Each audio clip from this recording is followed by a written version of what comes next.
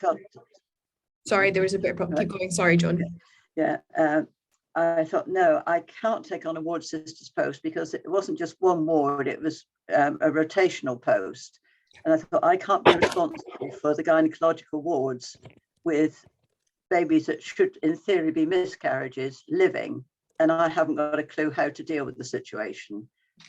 So I went away and did my midwifery, and I got hooked on it and stayed in it ever since. And it's your turn. I am here, but I'm having problems getting my screen up. I don't know why. Anyway, my story is that I was going to do men's surgical nursing, and similar to others, had to have a dual qualification at in those days. So went off to do midwifery in an acute hospital and in the community. Did 6 months practice after I qualified, and a light bulb went on. This is what I wanted to do. So Great. I've been here ever since.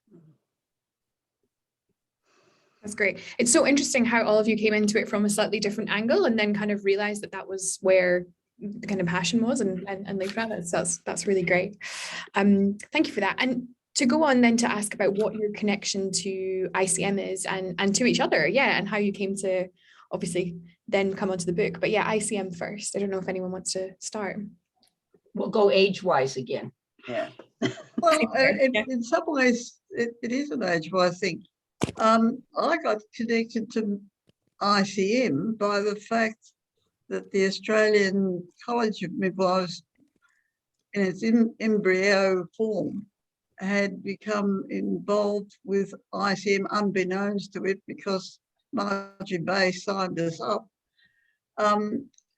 through the nursing organisation. So we basically decided we better participate. And I had at that time, the woman in charge of the hospital was very pro international nursing and midwifery. And so I attended the 1975 Congress in Lausanne.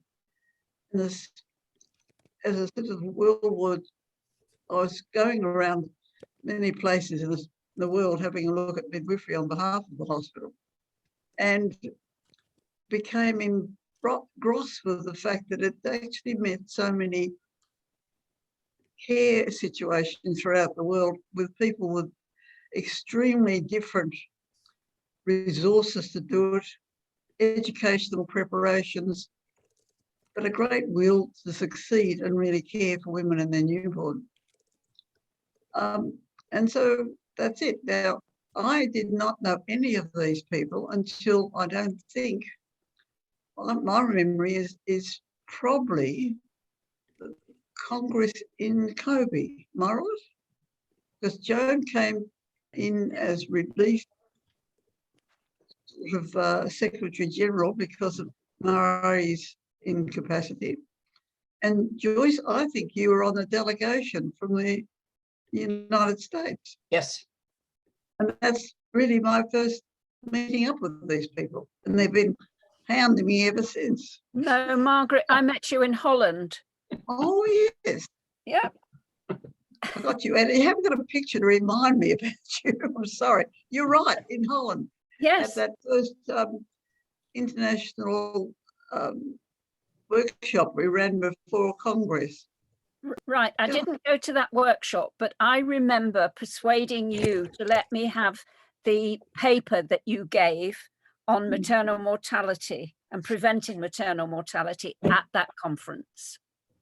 Well, you were hounding me too, because I never did write. I never did speak to write, as you well know. Well, and I think I'll follow on that because my first Congress was in 1969 in Chile, because I happened to be a missionary there at the time. But I became actively involved in 1972 when the United States organization hosted the 1972 50th anniversary ICM Congress. And then in 1990 in Kobe was elected as a regional rep on the board. and then became Margaret's deputy director for 6 years. And when Margaret, you stepped down as director, I became director for the next 6 years. So I think between Margaret and I, 1984 for Margaret, 1990 for me, up until 2005. 81 for me. Pardon? I started in 81 as president. Right. So that's in our connection. That's my connection to Margaret. My connection to Joan was, I was in Kobe, and all of a sudden I was there early, so I bumped up against Joan, and it was obvious that she was running in all different directions, trying to keep the council holding together, and I was representing the American College of Nurse Midwives at that time on council, and I said, "Can I help?" And that began our friendship. You're on, Joan. Okay, thank you. Well, my first experience was the American Congress in 1972, because I was a staff midwife in a hospital at that stage. I had a very dynamic manager by the name of Margaret Brain, who many of the more senior midwives will remember. And she was treasurer of the ICM for a considerable number of years. And she said to me, "Joan, what do you know about international midwifery?"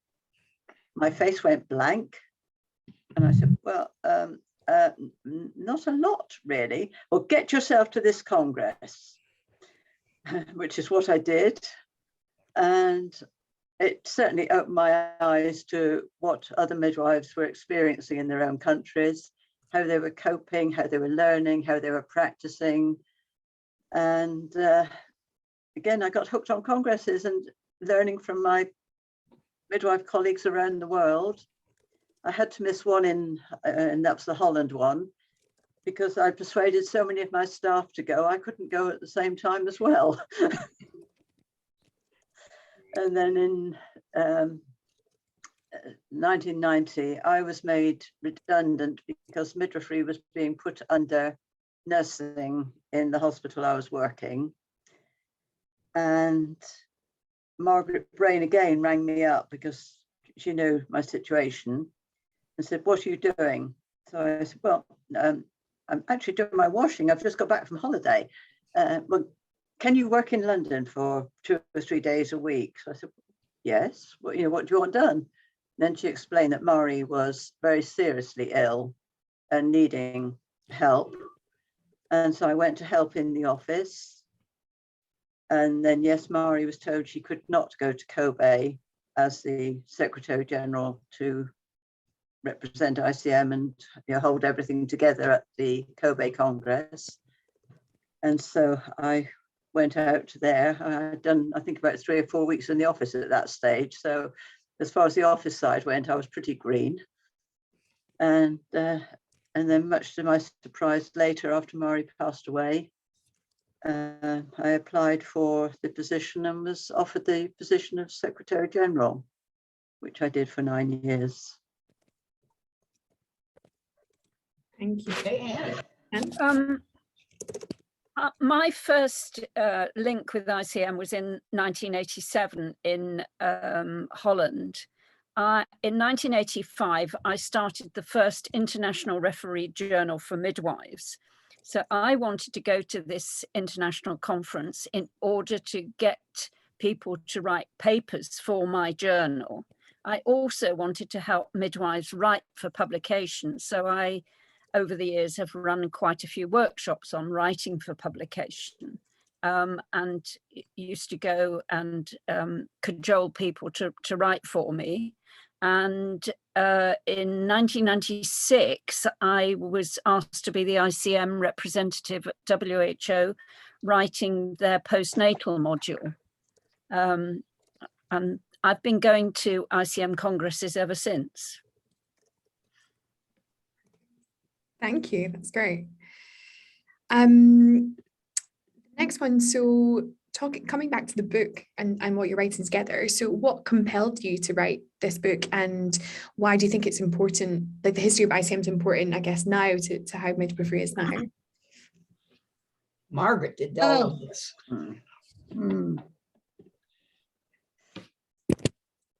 It basically comes down to a wish, I believe, to make sure that those that come now and in the future understand what went on in the past, how it was achieved, and what it has achieved. Because it's so easy in busy lives to not know because you've not been there. And if we popped off, as we're very likely to, we're getting close. Well, I'm getting closer to it at any rate. It would be lost. And in particular, has done a wonderful job of finding what to me was very long lost material in terms of the very early days in the pre-Second World War activities. That was only, in my knowledge, guesswork. You'd heard a little bit of it, you heard a few snippets there, but you didn't really know a great deal. And Anna's unleashed a treasure trove, as far as I'm concerned, of knowledge of ICM and to a degree of European midwifery, because in those days it was mostly European. Anne? Yes, I mean, I found it fascinating digging into the really early history. I have not got to the bottom of it by any means, and there are a couple of basements in Europe that I want to spend a little time in, because I'm sure we will find more there. It was interesting to see how the midwives were trying to cope in the run-up to the Second World War, and they unanimously passed a motion for peace in 1938. I also liked seeing how they supported each other. We've got this problem or challenge. Somebody else would say, we had that one and suggest you try this. So it was mutual help, which is still going on today. And I think the whole value of looking at history is that there were so many challenges that are repeating themselves, as often happens in life. Yeah. That if people understand how they were handled in the last 100 years, that they may give some guidance as to how best to move forward in 2022 and the next 50 to 100 years. Situations change, obviously, but I think for me, the greatest value of this history is to recognize the people who kept the organization together in very difficult times, and to recognize the partners, recognizing that midwives alone cannot save the world, certainly can't save even every childbearing family, woman and newborn, and therefore our partners, the obstetricians, WHO, etc., are vital. So the third reason for doing it was the lessons learned. This happened in the past. It happened several times in the past. Let's not repeat it. The difficulty is going to be if people read the book who are in leadership positions, because I think each leader brought something different to the ICM, each group of leaders. And if they choose to look at what happened in the past, it may help them. We found several instances where the people who took over in new leadership without any understanding of the history repeated some of the mistakes, as well as, added their own successes. So I think history in and of itself is fascinating. I never would have said this 20 years ago, but because I wasn't interested in history, but I've learned a lot. And thanks to this team and the different perspectives we have, and the other 3 contributing authors that we invited in because of their expertise, will make the book very interesting read, but you have to be interested in history and want to know what happened. Joan, did you have any other perspective? I think you've summed it up pretty Okay. well. Thank you. Great. I think you're so right. I think sometimes we think that we can't learn lessons from history, and it's like those people did experience very similar things, or you know, and we can always reflect on those and incorporate them if they're helpful. But you have to, as you said, want to be interested. That's really interesting. Great. And so just moving on to the next one there. So talking about how ICM members, partners, and other stakeholders can benefit from learning the book. I think we've touched a little bit about that. But I guess, what do you hope that people will take away from reading the book, the kind of main grasp of it? Well, I think it's really what Joyce has said already. Learn from previous people's mistakes. Also respect the achievements of those who've struggled with very adverse circumstances to strengthen midwifery, not only in the international level, but nationally. I mean, some of the member associations have really done it tough from time to time. And still are. Yeah. You look at Afghanistan, you look at Southeast Asia, you look at some of the African nations. It's incredible that some of the things that are going on today actually were going on during the past 50 years, especially, and prior to that in Europe as well. Yeah. And I think Europe, I talked with KNOV recently, the Dutch organization, and I know in the Netherlands, the midwives are struggling to maintain home birth. The challenges keep coming back in different forms. And how can ICM, as an international group? The other piece of ICM is to recognize its leadership in terms of standards.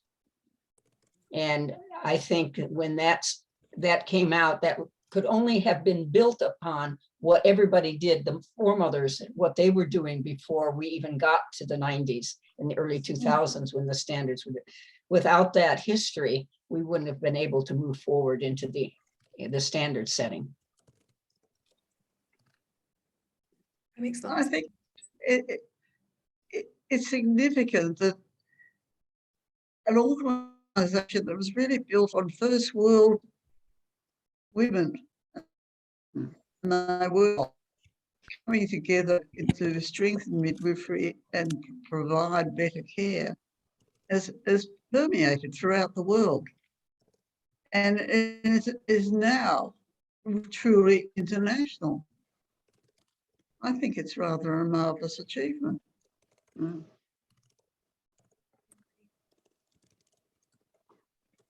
Anyone else on that question before I move on? No, perfect. Great. And finally, you know, obviously we're celebrating 100 years of ICM, which is, yeah, it's so nice to think about what ICM would have looked like in 1922. I always think about that. What your hopes are for the next 100 years of ICM and the profession of midwifery in general? Any ideas on that? I think we've got to base it on exactly just what you said from 1922, to think that one obstetrician and 2, 3, just a few midwives got together. They had the foresight, they recognized the needs, and they had the belief that they could do something about it. And so just from their small community, despite the communication problems that must have been absolutely horrendous in those days to spread the message to any other country or any other group, they managed to get the message across Europe so that many other organizations were able to join the ICM. And I think the ICM over the years has continued to recognize this need. It's recognized the diversity within countries, which is why many of the policies and the statements and the standards, etc., the ethics, they've all been guidance documents that can be adapted to the different countries. And I just hope that this continues. It needs strong leadership from headquarters. It needs committed midwives. Now I know that the headquarters staff-wise has grown tremendously from what it was sort of 20 years ago. But they've still managed to get the message out.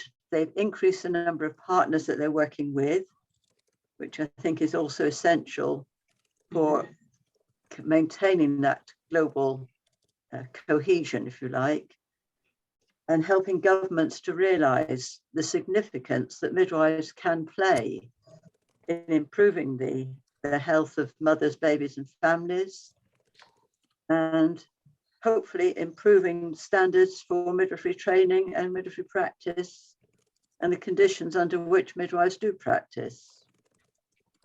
And also they help improve the economy in a country if you've got healthy mothers and babies.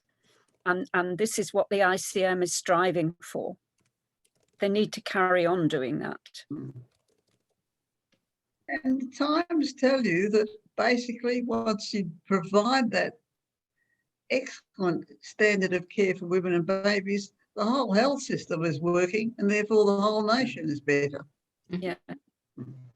And it's because it's always, quite frankly, mothers and babies that tend to come secondary sometimes to the provision of care for others.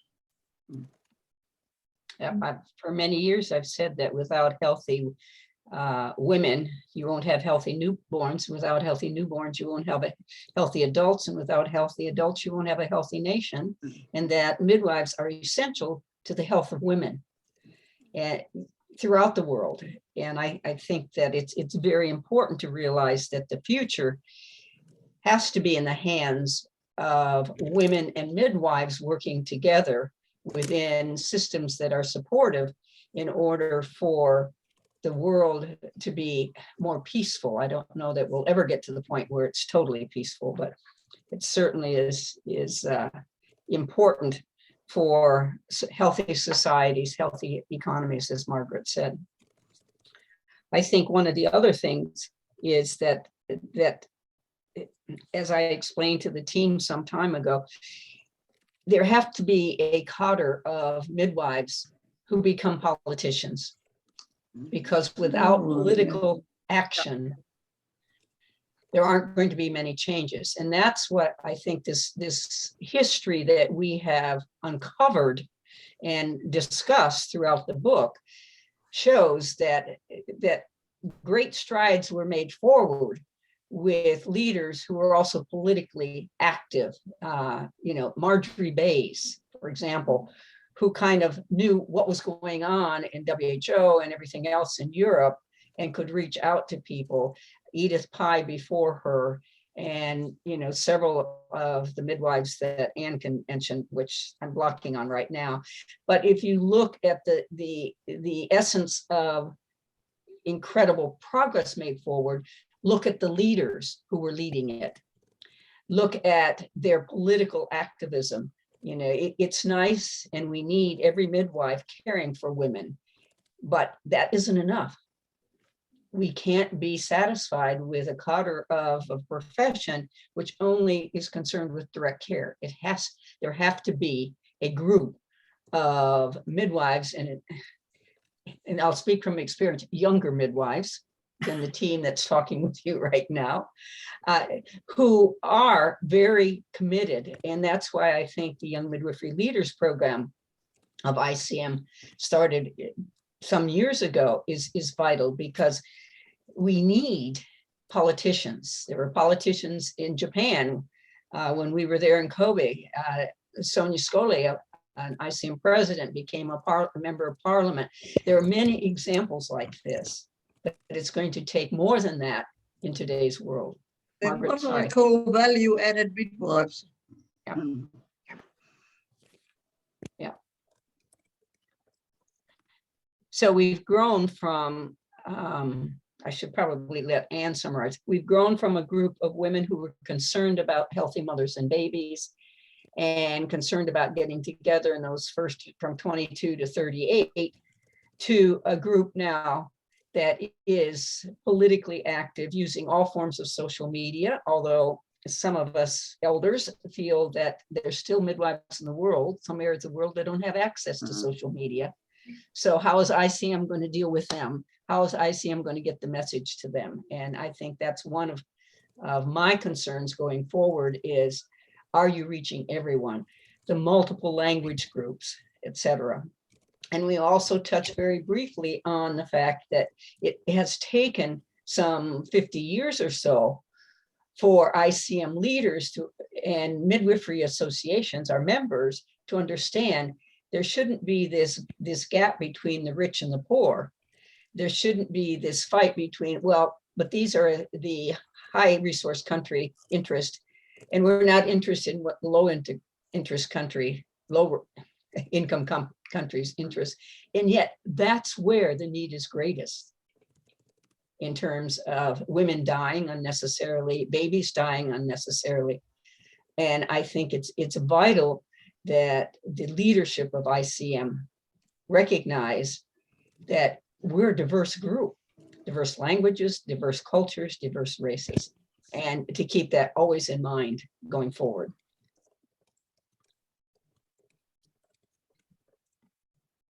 That was Anne, great. did you want to add? I don't think so. I'd just like to point out, Wallace, that we are publishing this book ourselves independently. And we've done that on purpose so that we can keep the price down for midwives in low resource countries. We haven't got a final price at the minute, but we think the ebook's going to be about 99 pence.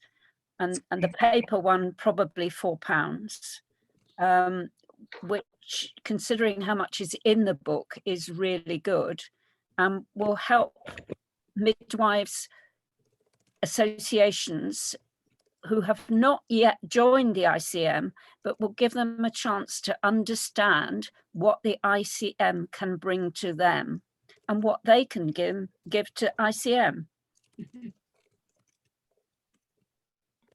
That's great. That's such a good initiative, and I think it's something you don't think about, right, in terms of the price and accessibility. So that's great. I'll definitely include that.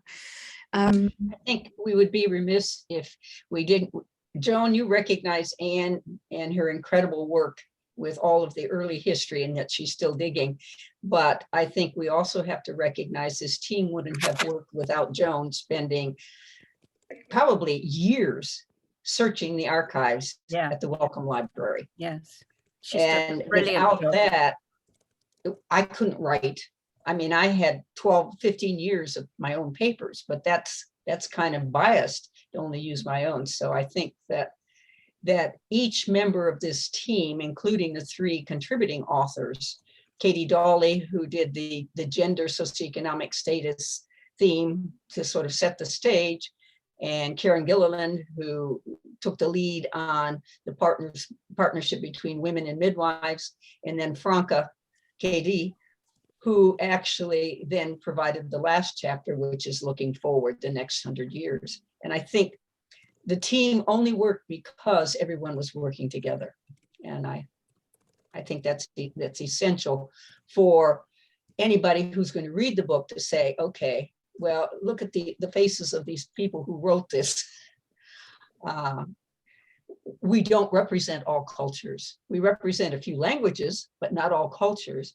And yet we've tried our best to be sensitive to the incredible scope of influence of the ICM and its partners. Great. I'll definitely have that in. Is there anything else you want me to add before we kind of round up? Or have you got anything you think we've not covered for you? No, I don't think so. I think that was really grasped all. I'm just having a look through my notes and seeing. I guess maybe just a question of was there anything really interesting or wacky that you found out when you were going through the archives about ICM that you hadn't realized? I don't know if you've got.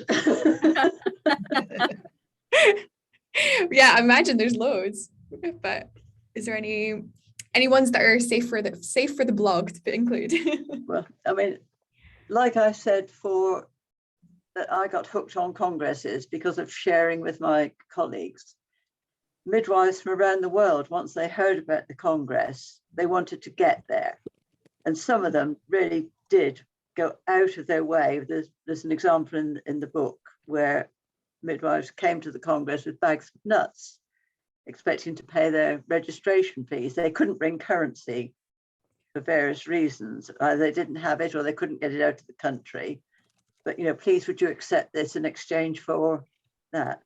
Another midwife sold her wedding ring so that she could get there. You know, the midwives really did go out of their way to get to Congress, to learn and to share. Wow, that's so interesting. I honestly think Congress is wonderful for its capacity to bring together an awful lot of knowledge. But I think the bit that's valued by most midwives is actually the getting to know and meet people with these diverse backgrounds and just chatting along, getting friendly little groups. It is a wonderful, uplifting, if that's the right word, experience. Wow, that's great. I love that story. Yeah, and the other part, Wallace, is the whole idea that the educational role of ICM has been there since the beginning. That's probably the cornerstone of ICM's work. And it's not always been truly academic work. It's the sharing of stories, of life experiences, right, and how to do it without really knowing the scientific underpinning sometimes, but they really had got it. They just didn't know how to express it, but they used it. And that's the main thing. Mm-hmm.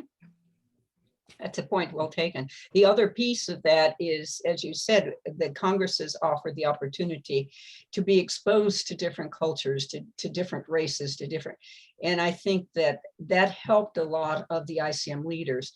I had years of international work, as did many of the members of council, et cetera, before I actually became involved in ICM.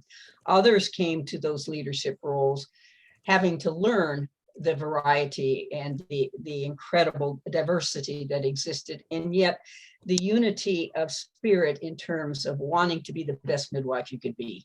Yeah. And I think that continues today. And the language barriers are always there, but the midwife's heart and the hands that talk and the smiles and all of that make it worthwhile, even if I don't understand Farsi or I don't understand many of the other languages. So it's ICM plays a pivotal role in the life of every midwife. And hopefully this history will entice others to think about what it means to be a midwife. And as we said, the midwives were sort of just doing things, perhaps not knowing why. But with the ICM setting up its research and its education groups, which had international representatives, midwives have taken far more interest in the research. Well, okay, so if we did it this way, why did we? Oh, yes, that's why. And then they based their ongoing practice on more established grounds than just, well, we've always done it this way. Yeah. That's great. Perfect. Is there anything else anyone wants to add before we wrap up? No? That's great. What a special project to work on. Thank you so much. I really enjoyed. I'm looking forward to reading the book, very much so, and reading some more. It sounds like there's more wacky stories from from that reaction that I got from those. But yeah, thank you so much for taking the time to chat. And as Molly mentioned, it's going to be put out in the newsletter end of next week, but we'll make sure to share any of the copy with you all before then. And yeah, how exciting. What an exciting year to have the book coming out in the 100 years. Thanks, Wallace.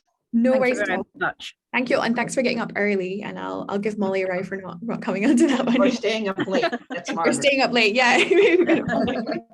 That's great. Well, thank you all, and enjoy the rest of your days. Okay. Thank you. Thank you very much. Thank you. Bye. Bye. Bye.